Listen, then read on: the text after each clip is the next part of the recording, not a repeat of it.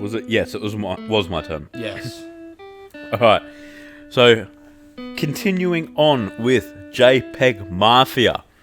Now, because he has so much to unpack, I'm doing it album by album per week.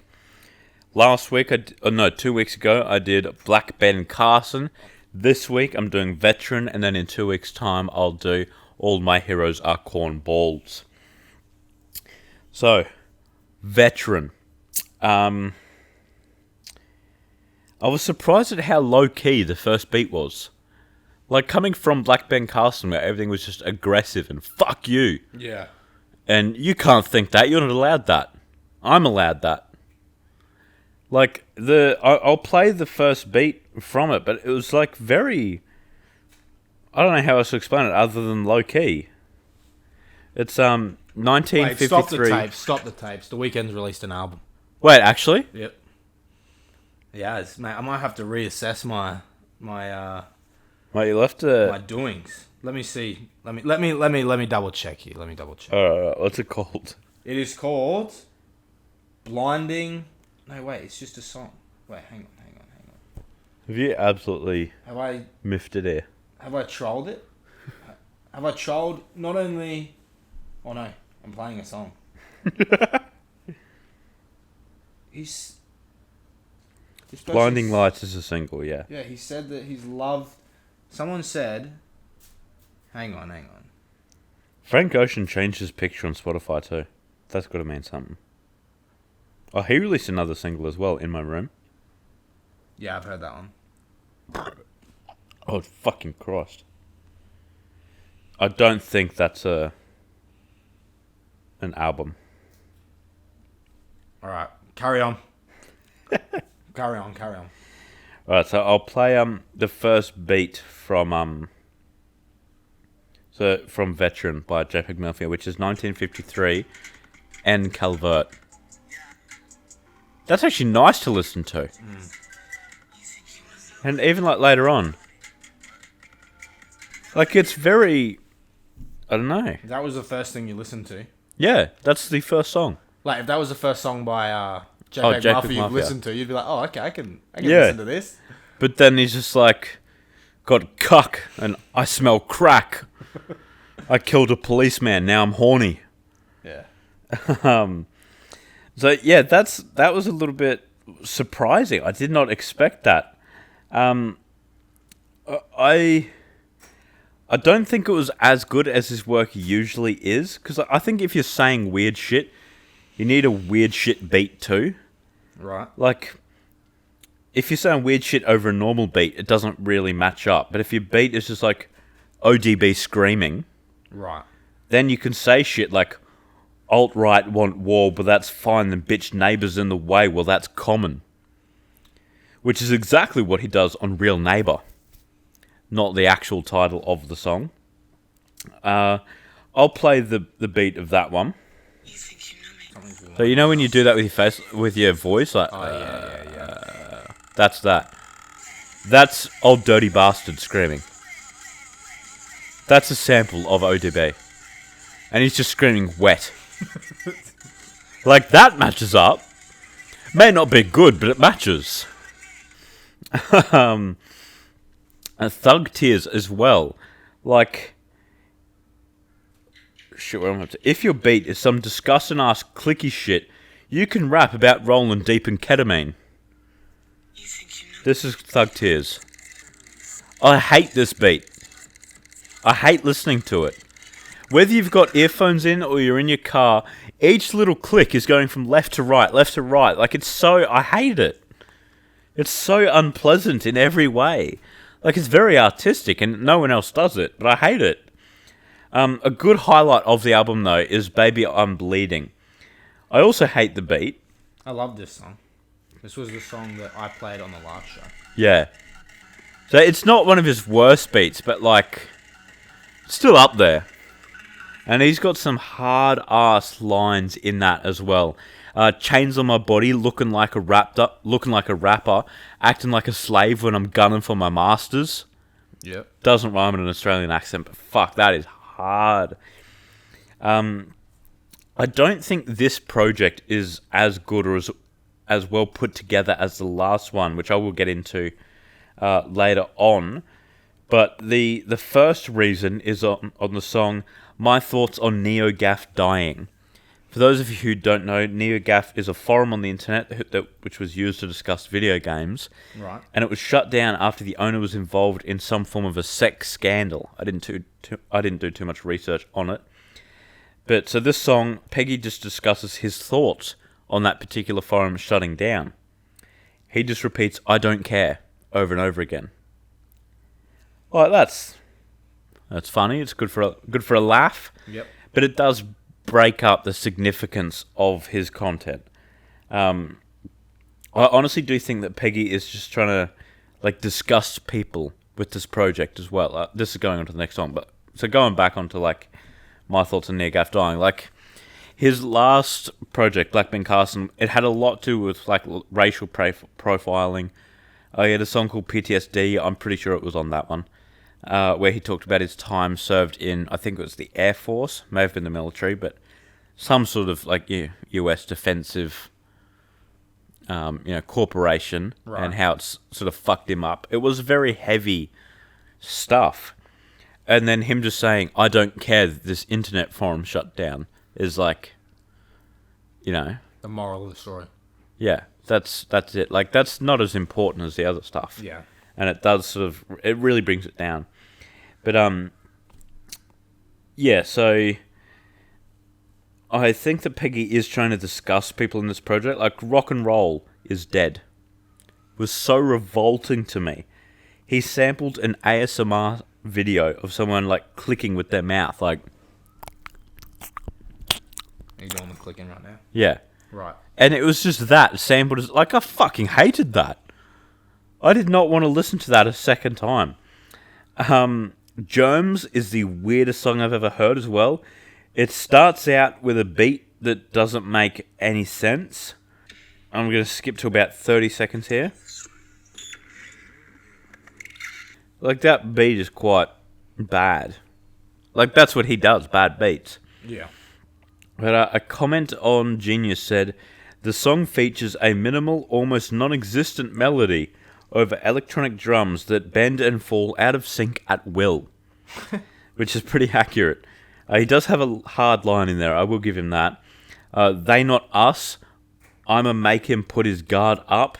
Jesus. Hot sauce with the cross up." But the way he says, "I'ma make him put his guard up," it could either be God up or guard. Obviously, yeah. God in an American accent sounds quite similar. And then the next line, starting out with Jesus, really makes it seem it's a shot at religion. Then he starts talking about liberal arts degrees and singing terribly that he's not throwing shade, and that this is just this is how he ends the song. I'm skipping to about 2 minutes and 10 seconds.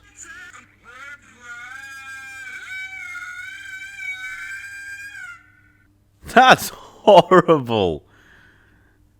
Why does he just scream out of tune? I don't know. I can't really explain much of Peggy. Of Peg. Libtard Anthem. That features Freaky, and it does not feature any Peggy vocals. Obviously, he has produced it. That's a shit song, though. It just says, "You do blank for the clout," over and over again. Panic emoji, and then it's got an actual panic emoji, the whole right, thing. That's a song about panic attacks, anxiety, depression, and a plethora of other mental issues.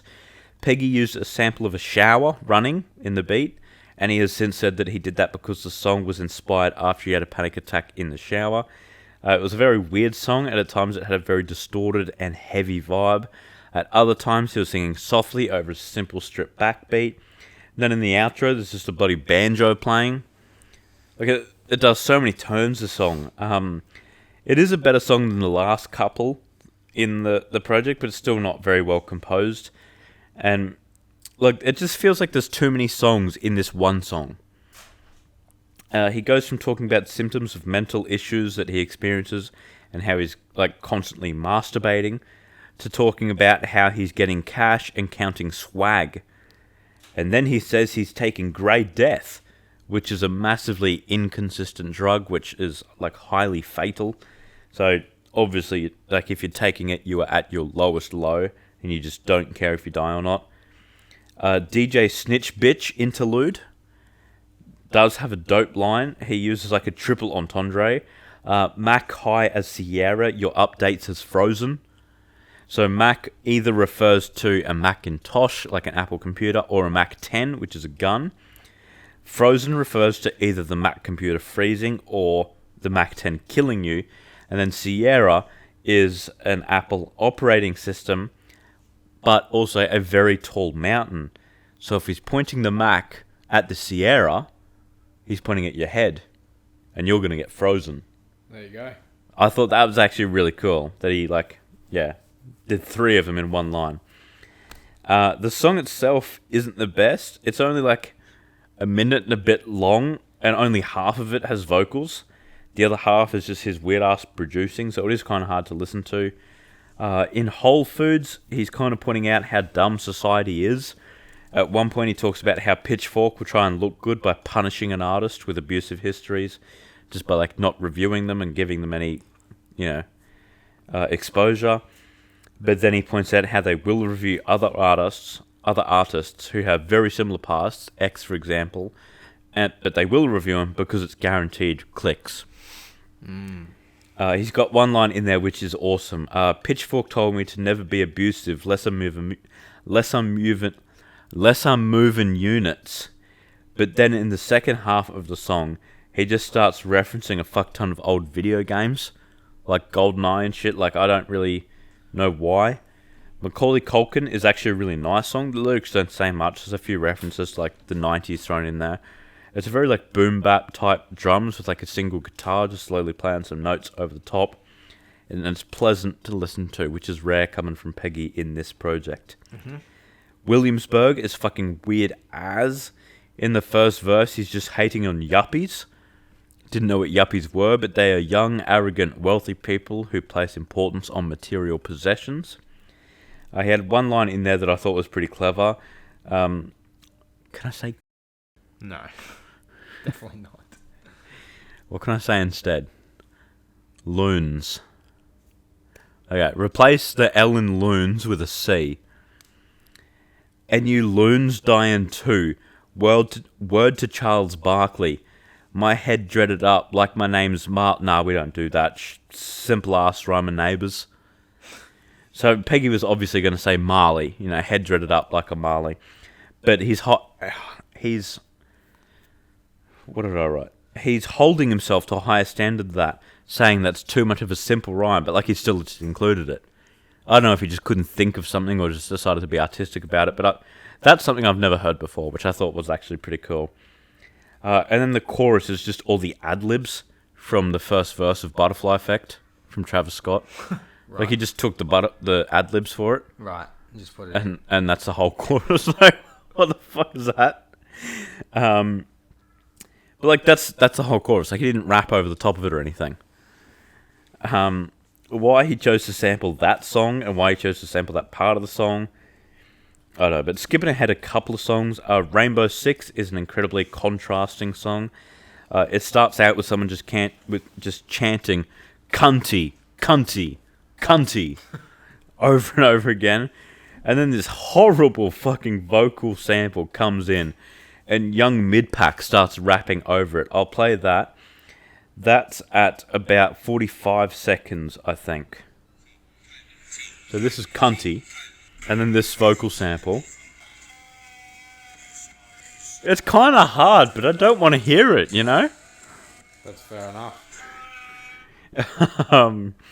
So that is quite hard to listen to. But later on, when Peggy comes in, the beat does change to something a little bit more pleasant, and it does bang then. This is at about minute 35.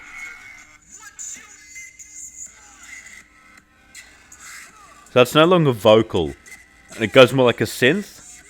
Yeah. And Peggy is just snapping. And then at the end, he sings in like a bit of auto-tune, and it actually does sound good. I know he's never really going to do that type of music and like auto-tune himself, but I do hope he does. He is good at it. Then he's got a song called 1488.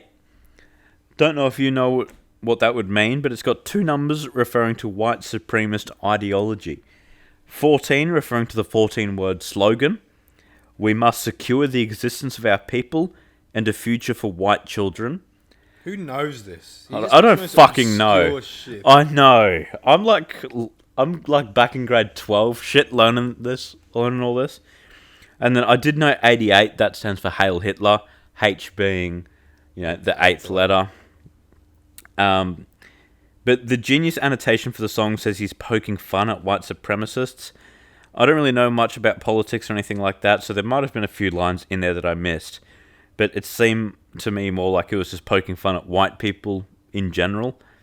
He had a line, "Pay homage, you were not a guest, you were hostage." Like hostage. Yeah.